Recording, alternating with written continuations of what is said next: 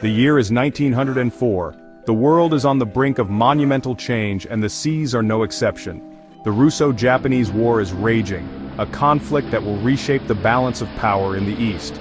Russia, a slumbering giant, has been caught off guard by the rising sun of Japan. The Japanese Navy, modern and efficient, strikes with precision and ferocity. The Tsar, in his infinite wisdom, has ordered the Baltic Fleet, his most powerful naval force, to sail halfway across the world to the aid of his beleaguered Pacific Fleet. This decision, bold yet desperate, sets the stage for an epic journey. Their mission? Relieve the besieged fortress of Port Arthur and crush the upstart Japanese Navy. The stakes are high and the fate of empires hangs in the balance. At the helm of this doomed armada stands Admiral Rozhestvensky, a man of stern demeanor and questionable judgment. His leadership will be tested as never before.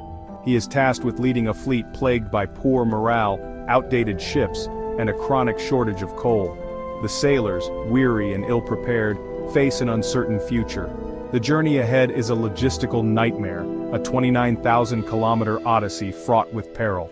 From the icy waters of the Baltic to the treacherous seas of the East, every mile is a test of endurance and resolve. As they navigate through stormy seas and hostile territories, the fleet must overcome not just the enemy, but the very elements themselves. This is a voyage into the unknown, where destiny awaits. The Baltic Fleet's voyage begins inauspiciously. The flagship runs aground shortly after departure. A destroyer collides with a battleship. These are but a taste of the misfortunes to come. As the fleet steams through the North Sea, paranoia and tension grip the sailors. Rumors of Japanese torpedo boats lurking beneath the waves spread like wildfire. On a foggy night off Dogger Bank, disaster strikes. The Russians, mistaking British fishing trawlers for enemy vessels, open fire. The incident, a shameful display of incompetence and panic, sends shockwaves through Europe. Britain, outraged, threatens war. Russia, humiliated, is forced to pay reparations and issue an apology. The Dogger Bank incident casts a long shadow over the remainder of the voyage. The fleet, already strained and on edge, must now navigate through treacherous waters and unpredictable weather. The sailors are haunted by the memory of the incident, and it affects their morale and performance.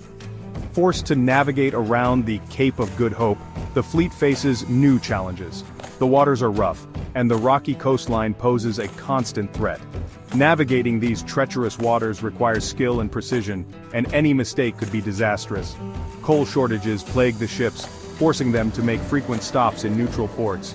Each stop is fraught with tension, as the fleet must remain vigilant against potential threats. The process of refueling is laborious and time-consuming, adding to the strain on the crew. Supplies are scarce, and the quality of food and water deteriorates with each passing day. The sailors are forced to make do with what little they have, often eating poor-quality food that barely sustains them. The lack of fresh water is a constant concern, leading to dehydration and illness. The long journey takes its toll on the sailors, morale plummets, discipline erodes, the constant stress and exhaustion lead to conflicts among the crew, and maintaining order becomes increasingly difficult for the officers. The men grow weary of the cramped conditions, the monotonous diet, and the constant threat of disease. The lack of space and privacy adds to their frustration, and the repetitive meals do little to lift their spirits. Disease spreads quickly in such close quarters, further weakening the crew.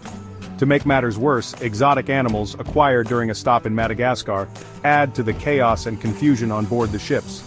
These animals, meant as gifts or curiosities, become a burden, requiring care and attention that the already overworked sailors can scarcely afford. The presence of these animals disrupts the routine and adds to the overall sense of disorder. With destiny, a shadow of its former self. Section 5. Mutiny on the High Seas. The vast expanse of the ocean has always been a place of mystery and danger, but for the sailors of the 2nd Pacific Squadron, it became a crucible of discontent and rebellion.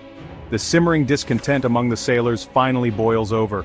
Tensions that had been building for weeks, fueled by the harsh conditions and lack of proper leadership, reached a breaking point. On the hospital ship Orel, a mutiny erupts. The ship, meant to be a place of healing, instead becomes the epicenter of chaos and rebellion. Driven to desperation by the harsh conditions, poor food, and lack of leadership, the sailors rise up against their officers. They arm themselves with whatever they can find, turning the ship into a battleground. The mutiny, though quickly suppressed, is a chilling testament to the disintegration of discipline within the fleet. The officers, though outnumbered, manage to regain control, but the damage is done. The oral mutiny sends shockwaves through the fleet. News of the rebellion spreads quickly, sowing seeds of fear and uncertainty among the other ships. It is a stark reminder of the fragility of order and the volatility of men pushed to their breaking point. The sailors, already on edge, now face the added pressure of knowing that rebellion is a real possibility. The incident deepens the sense of dread and foreboding that hangs over the 2nd Pacific Squadron. The men are acutely aware of the dangers that lie ahead, both from the enemy and from within their own ranks. The men are sailing towards a battle they know they cannot win, led by a man who seems to have lost his way. The mutiny on the Oral is a dark chapter in their journey, a harbinger of the struggles yet to come. Section 6. Rendezvous with Fate. Despite the setbacks and the erosion of morale, the 2nd Pacific Squadron presses on towards its objective, the Tsushima Strait. Their orders are to break through to Vladivostok, the last Russian port in the Far East. But standing in their way is the formidable Japanese fleet, led by the brilliant Admiral Togo. The stage is set for a clash of civilizations, a battle that will decide the fate of the Far East. On one side, the Russian bear, wounded but still dangerous. On the other, the Japanese dragon, ascendant and eager to prove its might. Section 7. The Ghosts of Tsushima. The Battle of Tsushima, when it finally arrives, is a massacre. The Japanese fleet, superior in both technology and tactics, decimates the Russian ships. One by one, the Russian battleships, cruisers and destroyers are sent to the bottom of the Tsushima Strait.